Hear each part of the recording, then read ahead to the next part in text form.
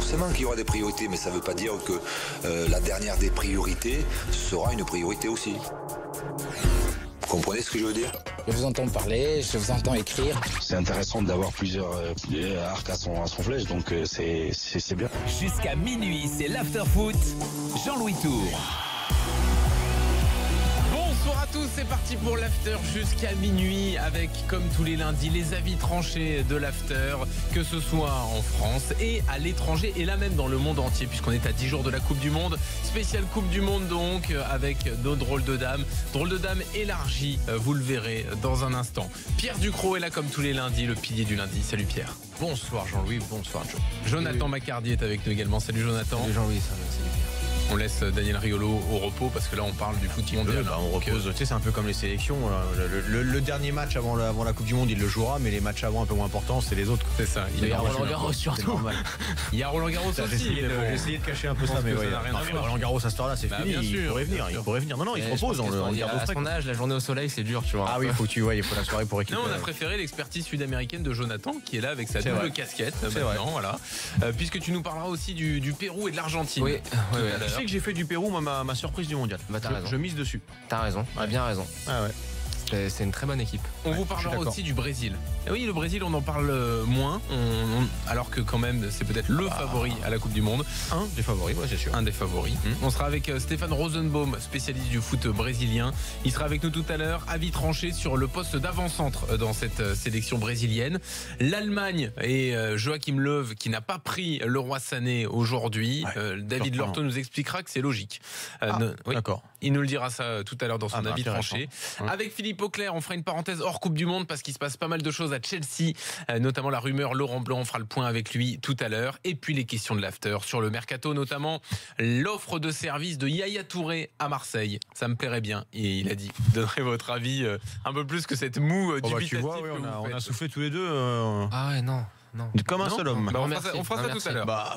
Faut pas que ça devienne un peu, tu vois, l'Eldorado. Vous énervez pas tout de suite. Tout à l'heure, mais quand même, je suis d'accord. Faut pas que ça m'agace devienne. en fait. Tu pars vite, Jonathan. Mais ça m'agace. Balotelli, c'est génial. Bon, attendez, On verra. on y revient tout à l'heure. Ce sera le mercato. Mais il y a l'équipe de France, bien sûr, donc à 10 jours de la Coupe du Monde après cette victoire 3-1 face à l'Italie. Jonathan, tu as un milieu de terrain rêvé. Tu le développeras dans ton avis tranché. Et franchement, je pense que tu es le seul à penser comme ça, ou un des rares, donc ça va être intéressant d'avoir ton avis et vous pourrez débattre sur le hashtag RMC Live et au 32-16. Mais on commence tout de suite par l'avis tranché de Pierre Ducrot. Jingle du Mais moi, si je suis coach de Lyon là aujourd'hui, je me bouffe les couilles. Alors Pierre, t'arrives à faire ça pour de vrai? Non, pas les bouffer. Si tu les coupes avant, après tu peux. Je crois qu'il y a des histoires, il faut s'enlever des codes, des trucs un peu sordides. C'est vrai? Ouais, je sais pas. Tu t'es penché sur la question? Bah non, mais c'est le chanteur là, Marilyn Manson, c'est ça? Oui. Qui est apparemment. Passons, c'est pas. Ouais, je sais pas pourquoi tu vas là. Tu vas te mettre dans. Mais c'est toi qui parles de choses comme ça. Dans le beau drap, là. Bon, c'est difficile d'enchaîner après ce genre de sortie. Voilà, je remercie Jonathan pour ça. De rien. Donc, Pierre, hier, tu as fait un avis tranché sur Pogba. Aujourd'hui, tu vas pas refaire un avis tranché sur Pogba, mais plutôt sur le rôle de leader à la lumière des déclarations nouvelles de Pogba dans une interview à France Football, interview qui va paraître demain. Je vous relais ces déclarations. L'interview a eu lieu il y a 2 semaines, donc c'était avant les premiers matchs de préparation, avant notamment son France-Italie à Nice qui s'est pas très bien passé, avec notamment cette sortie sous les sifflets.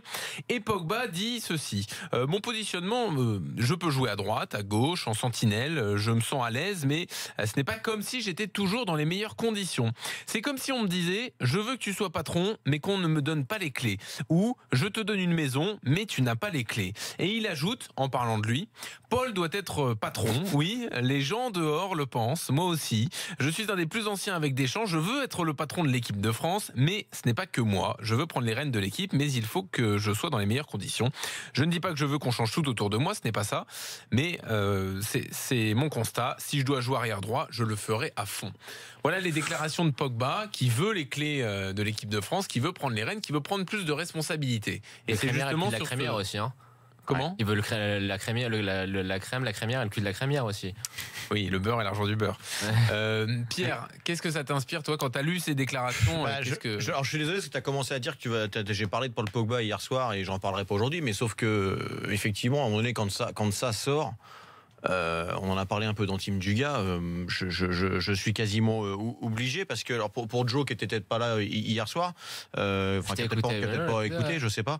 J'avais émis le souhait, même si lui s'en fout complètement, je pense, mais que Paul Pogba revienne un petit peu aux sources, à ce qui avait fait de lui un très très bon joueur, sûrement à un moment donné un des plus gros potentiels. Mais j'étais pas d'accord avec toi justement. D'accord, un des plus gros potentiels. Tu me le diras, il y a pas de souci, mais un des plus gros potentiels, en tout cas un des plus gros espoirs au milieu de terrain en Europe, voire plus. Et donc j'avais pas forcément l'intention d'y revenir ce soir, même si hier soir ça concernait beaucoup plus pour moi le sportif, même s'il y avait une petite corrélation quand même avec tout ce qui se passe autour de Paul Pogba. Et quand j'entends ça. Aujourd'hui, je me dis finalement on est quand même assez loin de pouvoir retrouver le Paul Pogba pour moi de la Juve. Il s'occupe d'une seule chose dans ses déclarations finalement, c'est son rôle, c'est son statut, c'est alors un peu son poste sur le terrain, mais pas trop finalement, même pas. Il dit que ça lui importe peu. Voilà, ça lui importe peu. Alors au-delà du timing déjà que je trouve terrible, même s'il a fait cette interview il y a 15 jours, il est pas censé ignorer que ça va sortir forcément juste maintenant. Donc ça, je trouve que c'est terrible parce que ni lui ni l'équipe de France n'ont besoin de ce genre de déclaration maintenant. Et puis dans le contenu, c'est aussi terrible. Je dois être le patron. Tout le monde veut que je sois le leader. On ne me met pas dans les meilleures conditions, on ne me donne pas les clés de la maison, etc., etc. Alors, je sais pas de quoi il parle. S'il parle du terrain, si, tu joues, tu as joué à ton poste. Pour moi, en tout cas, Joe, on ne sera peut-être pas d'accord là-dessus, mais effectivement, moi, je pense que Paul Pogba joue souvent au milieu, à gauche en équipe de France, et que c'est son poste, et que pour ça, il devrait faire des prestations autres que celles qu'il a faites. Donc, s'il parle du terrain, je comprends pas. Et s'il parle en dehors du terrain, j'ai jamais vu moi que ce soit moi dans les équipes dans lesquelles j'ai joué ou extérieurement ou en parlant avec plein de joueurs ou en observant les grandes équipes, j'ai jamais vu moi des leaders qui le devenaient en le réclamant quoi. Tu n'es pas un leader crédible et de façon durable aux yeux des gens déjà de l'extérieur et surtout aux yeux de tes coéquipiers en réclamant quelque chose. Alors tu peux faire rire, tu peux amuser un peu la galerie, tu peux être un leader de vestiaire, mais pas dans le bon sens, malheureusement, un amuseur de galerie. Et il en faut parfois parce que c'est bien dans un vestiaire de rigoler, mais c'est pas ça qu'on demande. Un leader, il s'impose naturellement quand sur le terrain, il est irréprochable et qu'il est à son niveau et qu'il fait et qu'il donne tout. Et c'est là où j'en viens un petit peu à Griezmann et le vrai patron des Bleus. Finalement, s'il y en a un en équipe de France, et la partie de mon avis tranché va être plus courte sur Griezmann, alors que c'est un peu l'objet de mon avis tranché, mais parce que finalement ça va aller assez vite. S'il y en a un pour moi qui aujourd'hui fait à peu près tout ce qu'il faut comme il faut pour être un leader naturel de cette équipe de France, c'est-à-dire que Griezmann, pour moi, il n'a pas toujours été parfait, toujours bon, mais au moins il a toujours eu une attitude exemplaire. Il a souvent été décisif. Et il a toujours tout donné sur le terrain. Et pour moi, c'est ce qui en fait le leader naturel de cette équipe de France aujourd'hui. Le paradoxe, c'est que lui, il a toujours refusé ce rôle-là. Il l'a souvent répété. Il veut pas être un leader, ça l'intéresse pas. Il dit je veux être libre. Voilà, je veux être libre. Sauf que de façon naturelle, il l'est. Et c'est pas plus mal parce que ses coéquipiers, quand on sait comment marche un groupe et surtout dans une compétition comme ça, comme celle de la Coupe du Monde qui va arriver, c'est ce genre de leader qui est important. C'est ce genre de leader qui va emmener avec lui. C'est pas celui qui va effectivement réclamer de l'être, demander les clés. Ça va jeter des froids avec à mon avis avec d'autres joueurs qui oseront le dire ou pas, peu importe, mais ce sera pas en tout cas quelque chose d'uniquement positif de faire ce genre d'intervention. Donc voilà, je sais même pas si nous on doit chercher qui doit être le leader ou pas. On en parle parce qu'effectivement ça nous intéresse, mais c'est même pas important pour nous. C'est surtout pour l'équipe de France que c'est important. Ce vrai patron pour moi c'est Griezmann et les actes ou les paroles de Paul Pogba le prouvent encore plus pour moi. C'est clair. Alors Jonathan, qu'est-ce que t'en penses déjà sur les déclarations du jour, quand même sur le rôle de leader? Ça se réclame pas. C'est stupide, ça se réclame pas, ça doit venir naturel. On parle souvent de leader naturel, mais un leader, ça s'impose par son charisme et par ses prestations sur le terrain. Or, à l'heure actuelle, Paul Pogba, je pense pas qu'il a la carrure d'un leader, et je pense que ses prestations sur le terrain, on sera tous d'accord pour dire qu'elles sont indigentes. Juste dans là où j'étais pas d'accord avec toi, c'était juste sur autre chose. Quand hier tu disais que revenir aux sources, ça incluait d'être hargneux défensivement, de récupérer des ballons, chose qu'il n'a jamais fait à la Juve. En fait, ses meilleures saisons, c'est quand il joue, oui, effectivement, relayeur gauche, mais il joue dans l'animation offensive, il est quasiment numéro 10 derrière la doublette d'attaquants composée de Carlos Tevez et d'un autre. Et surtout, faut pas oublier une chose, c'est qu'il a entouré de vrais leaders pour le coup quand il est à la Juve. Il a Vidal, il a Pirlo, il a Marquisio, et justement, ce qu'on lui reprochait à la Juve, c'était justement de pas faire assez de boulot défensif. Conte s'est rendu fou avec lui, et ça a jamais été un joueur qui a été un super travailleur non plus. Alors, il avait plus de liberté, je suis d'accord avec toi, et donc très souvent. Il jouait presque numéro 10, on le hein. retrouvait, ouais, alors presque. Voilà. Voilà. C'est là la nuance, parce que pour moi, c'était tout sauf un numéro 10. Non, il jouait derrière presque les un numéro attaquants. 10 parce qu'il avait cette faculté, en fait. Alors là où je suis pas d'accord, c'est quand tu dis qu'il était pas hargneux, etc. Moi, j'ai plein d'images de matchs à la Défensivement, Juve où il est. Tu sais quoi, j'écoutais encore pour me rendre compte, parce qu'effectivement, c'est assez loin finalement. Ouais. Et je me suis dit, hier, quand j'ai reparlé de ça, quand je suis rentré, je me suis dit, je vais me regarder encore des images de la Juve, parce que j'ai plein d'images en tête, moi, où je le vois tacler, où je le vois hargneux justement, où je le vois au duel, où je le vois tomber Ouais. avec les mecs. Ce que je vois plus aujourd'hui avec Paul Pogba. Et j'en ai Mais vu c'est vrai que plein. c'est encore moins. Hein. Et je suis C'est encore tombé moins. sur une interview, tu sais, de Paul Scholes. Alors, quand Paul Pogba est déjà à la Juve, et il disait exactement ce que je pense de Pogba, c'est que c'était un worker, que c'était un runner, qui savait tacler, et qu'une fois le ballon récupéré, parce qu'il le faisait super bien, il savait Ouais, effectivement se être projeter. dans la passe, mais être à la dans Juve, ça n'a percussion, pas marquer des tellement buts, été le il sait cas, faire quoi, tout le tu vois. reste. Mais bon, ça c'est même pas, c'est un détail, parce qu'en fait, moi, de ton Oui, le avis problème tranché, n'est pas là. dans lequel Le je suis problème tout n'est pas à là. fait d'accord avec toi, ce qui apparaît, c'est qu'en fait, dans cette équipe de France qui est très talentueuse, qui a un potentiel de malade, on sera tous d'accord pour le dire, c'est qu'il n'y a tout simplement pas de leader. Enfin, Griezmann, ce sera le leader technique, il n'y a pas de souci là-dessus, c'est le meilleur joueur, il n'y a aucune discussion possible là-dessus. Mais en termes de joueur qui va être le vrai taulier de cette équipe, qui va être capable de remonter les bretelles à ses coéquipiers quand ça va être un peu difficile, quand il va falloir un peu se les sortir de Alors, là tu où je vois, pense, il n'y en a pas. Alors peut-être pas, mais je pense quand même qu'il y a des hommes forts dans le vestiaire qui tiennent quand même un peu plus le groupe que les autres. Je pense que Loris, le capitaine, déjà c'est le cas. Je vous rappelle ses déclarations avant l'Italie où il dit Pogba, d'accord, il veut devenir leader, mais d'abord qu'il soit bon sur Mais le il est terrain. gardien, Jean-Louis. Oui, d'accord, mais je pense quand même que là on parle de quoi? On parle de leader sur le terrain capable d'aller mettre la pression à l'arbitre. Bon, ça peut-être il y en a pas, mais je Oui, pense quand même non, qu'il y a des non, joueurs non, plus mobiliser, importants d'autres fédérer les autres autres Non, mais autour. attendez, juste, je pense qu'il y a des joueurs plus importants dans la vie de groupe et Pogba aimerait en faire partie et à mon avis n'en fait pas partie. C'est pour ça qu'il fait ces Mais déclarations là. qui, Jean-Louis?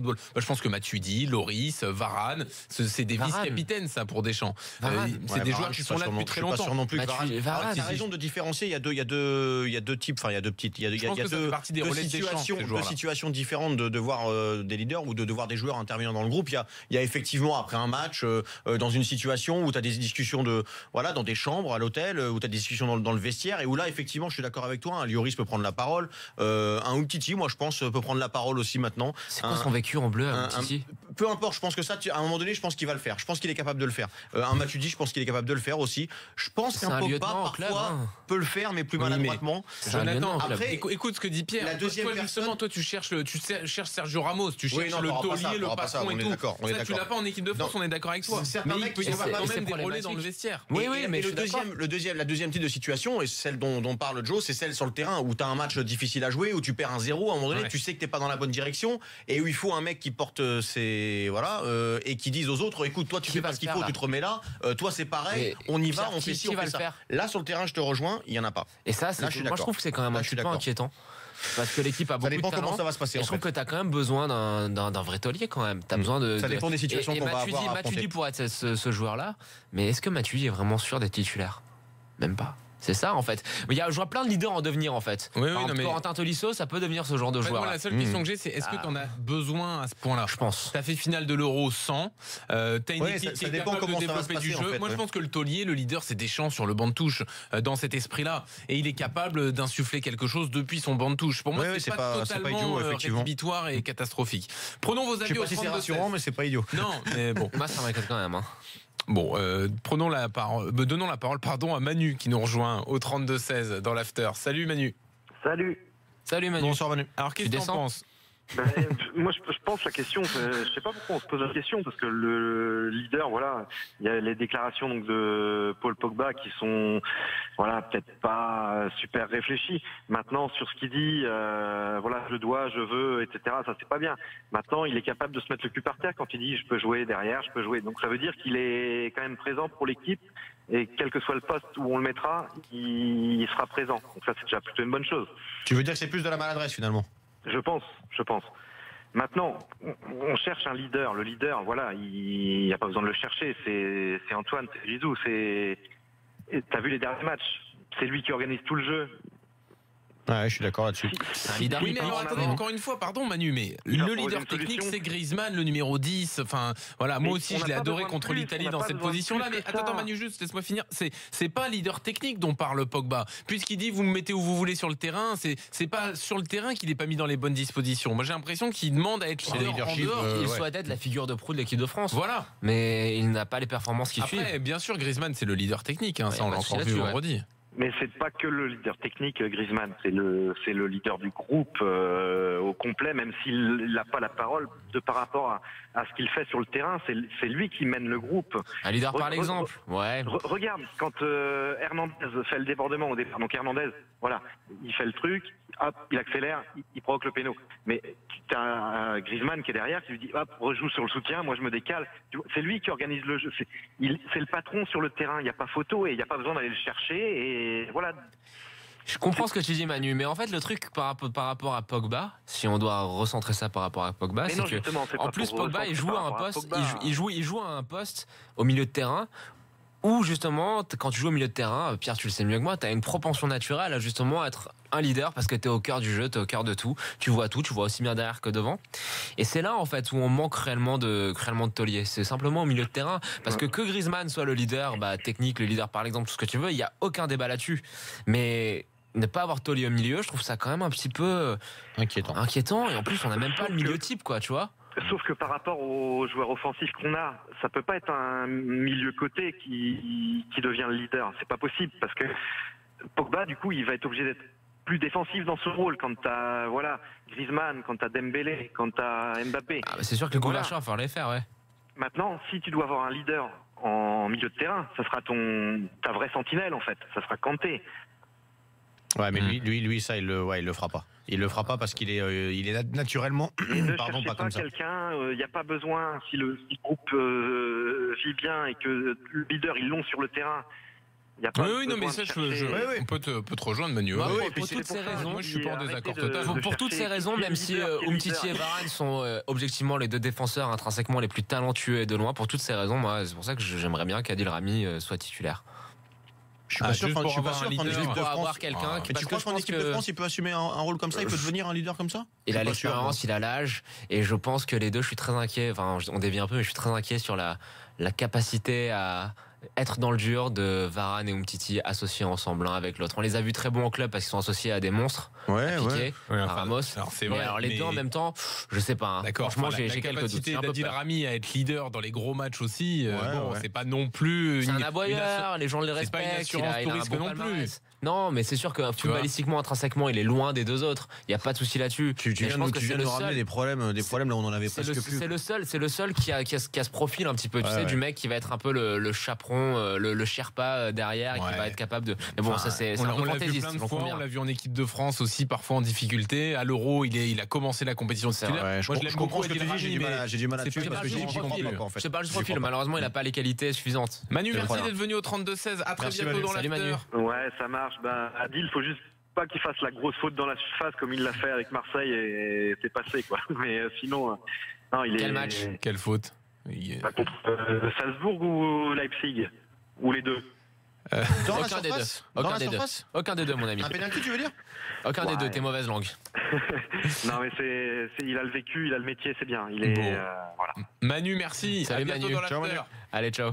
Ciao. Bonne Ciao. soirée. Pierre, à quel point les Jean-Louis. déclarations de Pogba demain, là je me tourne vers l'ancien joueur, celui qui connaît les vestiaires par cœur, à quel point ça peut avoir des conséquences, ce que dit Pogba demain dans France Tu sais Foot. quoi, demain ça en aura aucune.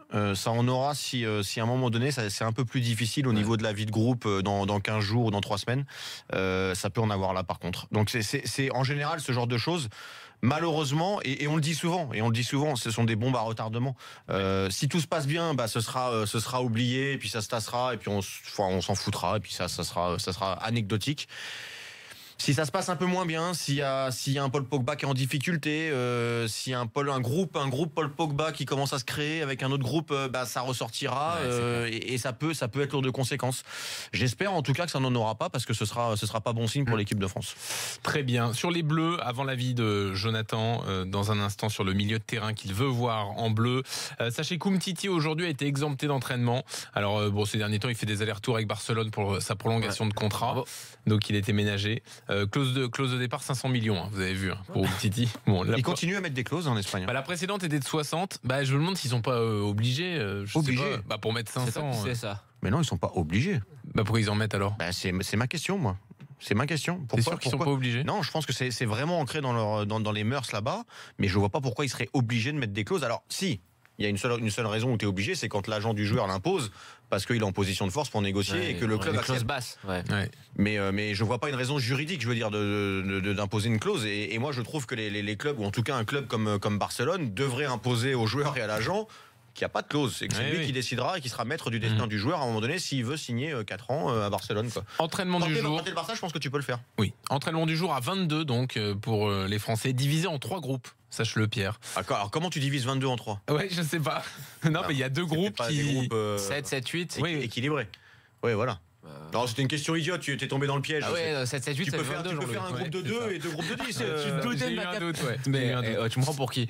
Daniel Riolo, qui est nul en maths. C'est pour ça. Footing ensuite, puis opposition et exercice de passe courte. Voilà. D'accord. Ok. Passionnant. Intéressant. Passionnant. Voilà. Non, mais c'est une séance de récup, quoi. Ah oui.